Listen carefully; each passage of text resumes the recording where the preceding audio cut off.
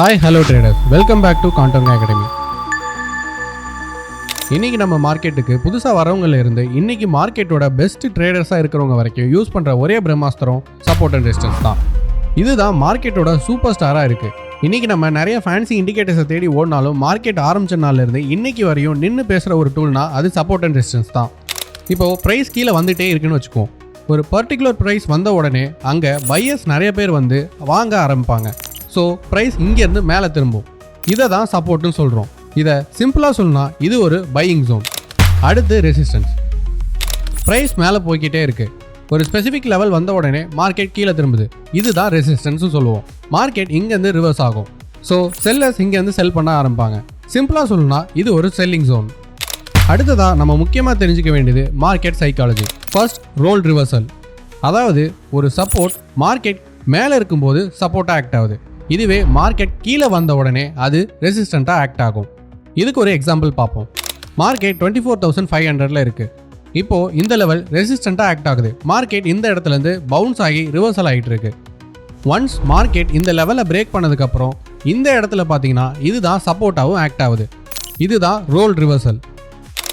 Next, dynamic support and resistance.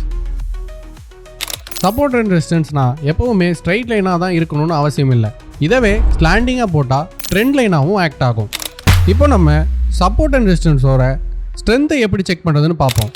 ஒரு level ஸ்ட்ராங்காக இல்லையான்னு கண்டுபிடிக்க 3 விஷயம் நமக்கு தேவை. நம்பர் ஆஃப் டச்சஸ், அதாவது இந்த சப்போர்ட் அண்ட் ரெசிஸ்டன்ஸ் ஜோனுக்குள்ளே மார்க்கெட் எத்தனை தடவை டச் ஆகிட்டு ரீபவுண்ட் ஆகிருக்கு அப்படிங்கிறத நம்ம தெரிஞ்சுக்கணும். மினிமம் 3 தடவை கூட நடந்தால் இது ஒரு ஸ்ட்ராங்கான சப்போர்ட் அண்ட் ரெசிஸ்டன்ஸ்னு நம்மளால் சொல்ல முடியும். அடுத்ததாக வால்யூம். ஹை வால்யூமோட பவுன்ஸ் ஆச்சுன்னா அந்த லெவலில் பிக் பிளேயர்ஸ், அதாவது இன்ஸ்டிடியூஷனல் பிளேயர்ஸ்லாம் இருக்காங்கன்னு அர்த்தம். அடுத்தது டைம் ஃப்ரேம். ஒரு ஸ்ட்ராங்கான சப்போர்ட் அண்ட் ரெசிஸ்டன்ஸை நீங்கள் மேக் பண்ணணுன்னா ஹையர் டைம் ஃப்ரேமில் தான் நல்ல சப்போர்ட் அண்ட் ரெசிஸ்டன்ஸ் கிடைக்கும். ஸோ இதுவரையும் சப்போர்ட் அண்ட் ரெசிஸ்டன்ஸ்னால் என்னென்னு பார்த்தோம். இப்போது சப்போர்ட் அண்ட் ரெசிஸ்டன்ஸ் எப்படி கிரியேட் ஆகுதுன்னு பார்ப்போம். பேசிக்காக சப்போர்ட் அண்ட் ரெசிஸ்டன்ஸுங்கிறது நம்மளால தான் கிரியேட் ஆகுது. அது எப்படின்னா ஹியூமன் சைக்காலஜி படி ரவுண்டிங் நம்பர் மேலே தான் நம்மளோட தாட்ஸ் எப்பயுமே இருக்கும். ஸோ இங்கே தான் நிறைய செல்லர்ஸ் செல் ஆர்டர்ஸை போட்டு வச்சுருப்பாங்க. ஸோ இப்போ பார்த்தீங்கன்னா மார்க்கெட் 25,750 இருக்குது. இந்த இடத்துல ஓப்பன் இன்ட்ரெஸ்ட்னு பார்த்தீங்கன்னா 15,856 இருக்குது. இதுவே 25,700 பார்த்தீங்கன்னா 37,000க்கு மேலே இருக்குது. அப்படியே நெக்ஸ்ட் லெவல் பார்த்தீங்கன்னா 25,650 வெறும் 4,000 கிட்டக்க தான் ஓப்பன் இன்ட்ரெஸ்ட் இருக்குது. அடுத்தது பாருங்கள் 25,600 உங்களுக்கு அதிகமான ஓஏ இருக்குது. ஸோ இதுவே தான் கண்டினியூ ஆகுது.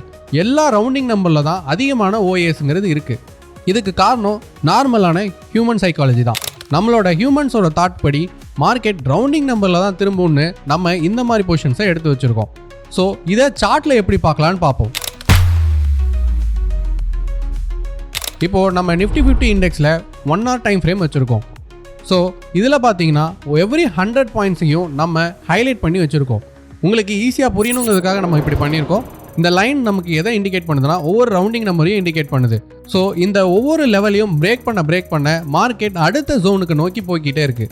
So every rounding number is support and resistance.